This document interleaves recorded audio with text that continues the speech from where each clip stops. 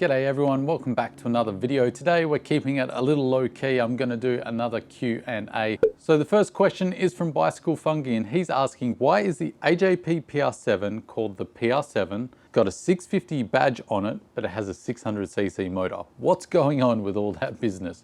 Well, the second two bits are easy to answer for you.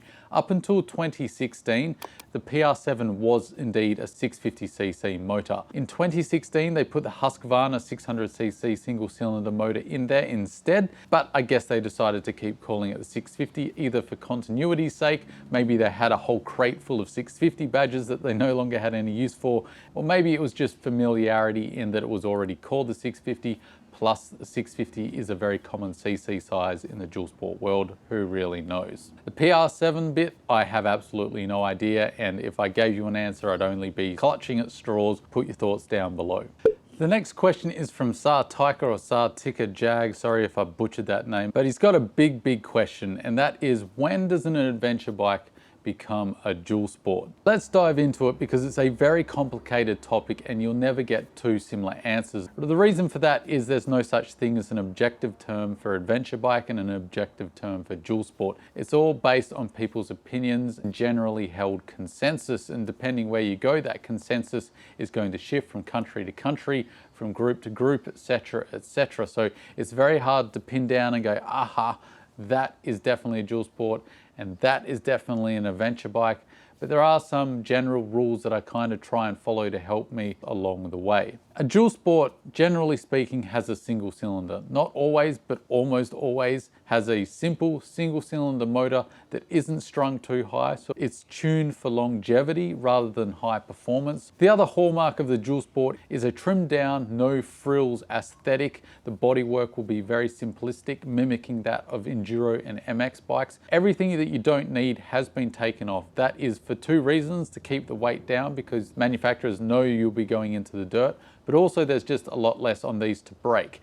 And dual sports are meant to be affordable motorcycles, and you don't want to be dropping the things and breaking your fancy radar system or your big TFT screen like you would on an adventure bike. All that stuff is taken off for simplicity, value, and reliability's sake. So to highlight again, a dual sport is a single cylinder, generally speaking, is fairly off-road capable, simplistic, reliable, so it'll have long service intervals, which separates it from the other off-road motorcycles like MX and enduro motorcycles, and is also focused, generally speaking, on giving you maximum value for your money. Classic dual sports that are really emblematic of what a dual sport is, I would list as the DR650, the Suzuki DRZ 400, Yamaha's WR250R, the Honda CRF 300L, Kawasaki's KLX 300. Those are the kinds of machines that I think about when I'm talking about a dual sport. As for an adventure bike, this one is even harder to pin down because it's such a airy-fairy term. Adventure means something different to everyone. An adventure bike is basically a road bike that's been modified so that it can tackle the dirt, sometimes in a pretty competent way. And it's really made as a jack of all trades from the road bike perspective, whereas a dual sport comes more from the off-road world to be a jack of all trades. So they kind of start at opposite ends of the spectrum, and as they're designed, they kind of get closer and closer together. So an adventure bike focuses far more on comfort and features. You'll see a fairing now coming on the bike. That's one of the visual differences between a dual sport and an adventure bike, is a dual sport will look very much like a dirt bike, whereas an adventure bike very much looks like a road bike with the fairings, the windscreen, the luggage options, all the bells and whistles. You're often seeing engines with multiple cylinders that focus on smoothness and higher power output for sitting out on the open road. And generally speaking, these bikes are made far more comfortable because their focus in a lot of ways is crushing a lot of distance. Great examples of adventure bikes are BMW's GS models, Africa Twin from Honda, the Transalp from Honda, KTM 790, 890, 1190, 1290, Triumph's Tiger series. These are all large capacity adventure bikes with multiple cylinders focused on giving you on and off-road ability while still being able to do long distances in relative comfort with a fair amount of technology bolted onto these bikes. But it gets trickier, especially when we go to the smaller end of the adventure bike market, because you do get adventure bikes that are affordable, do have single cylinders. So what's the difference between them and an adventure bike? I think at that point you've got to look at the intentions of the design. Take the KTM 390 Adventure, fairly light, single cylinder and affordable. It's an adventure bike because it's built more for the road. That is where it leans to. It still can do the dirt in a fairly competent way, but it definitely is happier on the road. The engine, fantastic little motor, but it is tuned to be a little bit better on the road where it makes a lot of its power up top, rather than focusing on making the engine really perform off-road. So there's been more of a compromise for the road. The other defining feature is all the plastics that are wrapping around you. It's got a fairing, the windscreen, a nice big TFT screen, and a lot of the tech that comes with that. So I know you were looking for a definitive answer and a hard line here and there, but that is just something that is not possible. Some people might give you that definition, but they're only ever going to be using their own opinion. There isn't any external definition that we all agree upon, and that's why it's so hard to define each. I've made a few videos in the past focusing directly on this. Maybe I should make a new one because it's been a few years. So if you want to see that, chuck it down below. The next comment is from another name I can't really pronounce. He's saying, considering the money that he might spend if he bought a CRF 300L, so that's suspension, power mods like ECU, exhaust, etc., what is my opinion of the Husqvarna 701? This is a bike I've talked about quite often because it is also exactly the same as the KTM 690 Enduro R and the Gas ES 700. Effectively the exact same bikes with different color schemes and mildly different parts. Sometimes you'll have some suspension differences, and you have hit the nail on the head. One of the reasons it is so popular is it makes a lot of power, but two, it has that fantastic WP suspension straight out of the gate. If you're looking for performance out of a dual sport, you really can't look past the Husqvarna 701/690. It really is a fantastic dual sport. The problems have come along the years with reliability issues. They're certainly not as bad as people make out. People love bashing KTM. There are a few niggles you really need to keep eye out for, but generally speaking, they're a fairly reliable bike, and they've been out for such a long time. Well, they're known quantities. The problems that they have, everybody knows about. They're relatively easily addressed. So I think you should be fairly confident in your purchase if that was the way you were going to lean. Now the ECU and the power upgrades for the 300L. If you're buying a CRF 300L or Rally, and the first thing you want to do is get more power out of it, I would say to you, perhaps you're getting the wrong bike, or maybe your priorities are in the wrong position. The 300L stock is adequate enough. With great suspension, it's an absolute little weapon off-road in the right hands. Sure, an exhaust will help lighten it up. I would never do it to get extra power out of the bike. It just doesn't need it. It's a little 300cc bike. The ceiling is only going to be so high. If you need power, look at a DRZ 400, or like you've correctly identified, the Husqvarna 701, because that's where true power is in the dual sport world. But if power isn't your focus, and say you did want to chuck on better suspension, you're still going to be undercutting the price of the Husqvarna 701 by a significant margin, because I bought my 300L for about $8,000 right away. It was very early on before the price hike. So let's call it at its highest, I'm $10,500 into the 300L. If you wanted the exhaust, let's call it $11 and a half. You're still saving yourself about $10,000 compared to the 701.